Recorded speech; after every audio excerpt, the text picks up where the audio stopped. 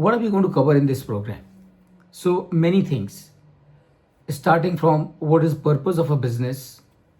And I'm sure ever since you started working till now, few terms that you must have heard million times: purpose of a business, value creation, profit, growth, good corporate governance, sustainability, circular economy, 17 strategic development goals, ESG, CSR, triple P bottom line, 9 NGRBCs, BRSR framework, risk management, responsibilities of company promoters, directors, business owners, and leadership. So, what is the connection in all these terms?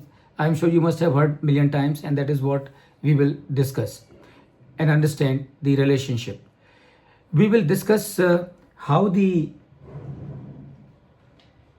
are the decisions taken in business, and how are the business empires are built globally. That is what we will cover. We will decode the profit and profitability. We will understand balance sheet. We will understand cash flow, and we will also understand how to establish relationship between the profit and loss and the balance sheet and the cash flow statement for the purpose of decision making. That is what we would cover. I would also, because it's important that we should use all our strengths to do better in life, not only for others but for everyone else. And in that respect, one power that all of us have, and that is power of subconscious. So maybe for a short while, I will also share something about the power of subconscious and how can we leverage it for making our life better, for making others' life better. And also, time permitting, I would also discuss a concept called Padta.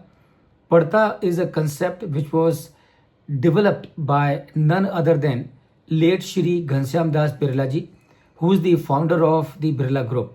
What this Padta system is, I am sure many of you may be aware, but I can tell you as an independent director, understanding of Padta is going to be of a great help to you. And as a matter of fact, you can encourage the companies on whose board you join as independent director to implement the Padta system in those companies for improving their financial operating as well as the overall performance. So let us understand